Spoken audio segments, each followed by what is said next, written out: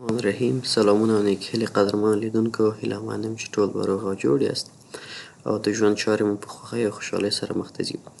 درنو لیدونکو، موږ او تاسو په تېرو لکچرونو کې د مختلفو ابزارو په استفادې مواربو باندې پوه شلو، لکه د مثال په ډول سلیکشن ټول، د بکګراوند لرې کول او دغسې نور موضوعات. په ننني درس کې راځم یو له ډېرو مهمو مواردو څخه چې هغه عبارت دی د فلتریشن څخه یا د فلتر څخه.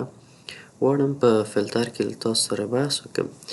ګرچې فلتر ډېر یو لوی موضوع ده، شاید یو څو ویډیوګانو کې مونږ هغه مهم موارد تاسو ته تشریح کړم، ولې نه کېږي زموږ او ستاسو دغه ویډیوګانې باید د ظرفیت ونه لري چې هر یو فلتر په هکله راشو بیل بحث وکړو، خو یو هغه مهم موارد کې تاسو ته بحث کوم او پرې پوهیږو.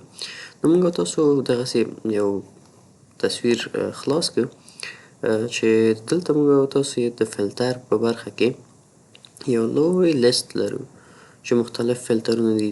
3D ده، بلر ده، بلر ګالري ده، مختلف. خو زه راځم د فلتر ګالري په واسطه دې باندې کلیک کوم. تاسو وګورئ موږ او تاسو ته دغسې یو فلتر ګالري خلاص شو چې دا اصل ده. زه راځم دې باندې کلیک کوم او دا فټ آن سکرین باندې ځای په ځای کوم. تاسو که چیرې دلته کلیک وکړئ مختلف ګونئ ارتستیک یعنې هنري برخه، که چیرې زه په دغه باندې کلیک وکړم تاسو وګورئ زموږ او ستاسو دغه تصویر دغسې یو هنري یا هم سکیچي شکل، یو رسم یا ترسیم غوندې شکل یې ځان ته غوره کوي. که چیرې زه راشم د کټ اوټ باندې کلیک وکړم تاسو وګورئ تصویر دغسې بدلیږي. همدغسې په هر یو باندې که چیرې زه کلیک وکړم مختلف ډیزاینونه ځان ته غوره کوي او مختلف حالتونه ځان ته غوره کوي. بیا دغلته موږ تاسو ته یو څو آپشنونه ورکوي چې موږ تاسو شدت په واسطه مثلا سټروک سایز یې څومره باید وي، سټروک ډیټایل یې باید څومره وي، سافټنس او هارډنس یې څومره وي. دغه ټول هغه موارد دي چې موږ تاسو کولی شو ورنه په مختلفو مواردو کې استفاده وکړو پوه شلو. مثلا دلته موږ تاسو سره یو بل مختلف ډیزاینونه او شیپونه دي چې موږ تاسو استفاده کولی شو. که چیرې له دوی څخه نو استفاده کوئ بروش سټروک په واسطه تاسو وګورئ دا د بروش سټروک برخه ده چې دغسې موږ تاسو ته بیا ډیزاینونه کوي.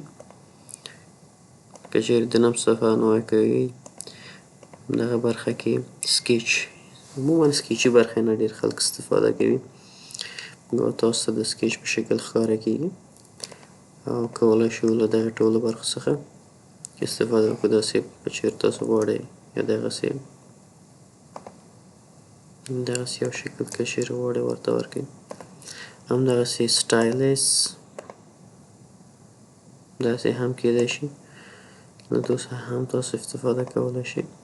هر یو چې مو غوښته ترې کولی شئ چې استفاده کړئ.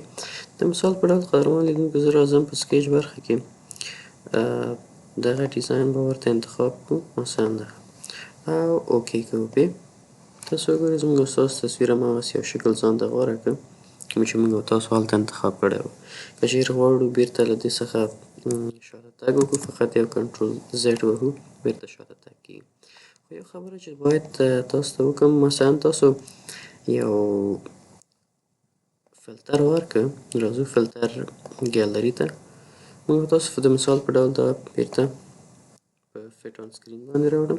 مثلا موږ تاسو دغسې یو فلتر ورکړ، زموږ او ستاسو تصویر که چیرې اوکې وکړو او دا سیف کړو نو یو ستونزه رامنځته کیږي چې زموږ او ستاسو تصویر به همدغسې شکل کې قرار ونیسي او که چیرې بیا ځلې موږ او تاسو خپل اصلي تصویر ته غوړ لاسرسی پیدا کړو موږ به ستونزې سره مخامخ کیږو او زموږ او ستاسو اصلي تصویر له منځه ځي. نو هغه دپاره موږ او تاسو راځم زه یو کنټرول زیډ اخلم. مخکې د دې نه قدرمنو لیدونکو چې تاسو یو فلټر اضافه کړئ په خپل تصویر باندې راشئ په فلتر برخه کې کنورټ فور سمارټ فلتر باندې کلیک وکړئ او اوکې ووهئ. تاسو وګورئ کوم خاص تغییر رانغی زموږ او ستاسو په دغه تصویر کې، خو دغلته یو فلتریشن یا هم هماغه کنورټ برخه کې یو څه رامنځته شوی. که چیرې اوس زه راشم په فلټر برخه کې فلټر ګالري باندې زه کلیک وکړم، مثلا سکیچ برخه کې زه دا فټ ټو سکرین باندې کلیک وکړم، د مثال په ډول دغه انتخاب کوم یا دغه انتخاب کوم، هر یو چې تاسو انتخابولی شئ. تاسو کولی شئ زه د دې هارډنس یا ډیټیل لږ څه به واضح کړمه، مثلا دغومره به صحیح ډارکنس یې مثلا دغومره ډارکنس به ورته ورکړم، دې باندې به اوکې کړم. تاسو وګورئ قدرمن لیدونکي، که چیرې تاسو غواړئ چې یو وخت د خپل تصویر چې کوم فلټر مو ورکړی دی په کار مو نه راځي، فقط دلته راشئ په سمارت فلټر باندې کلیک وکړئ، دا آف کړئ او ستاسو خپل تصویر ورکوي.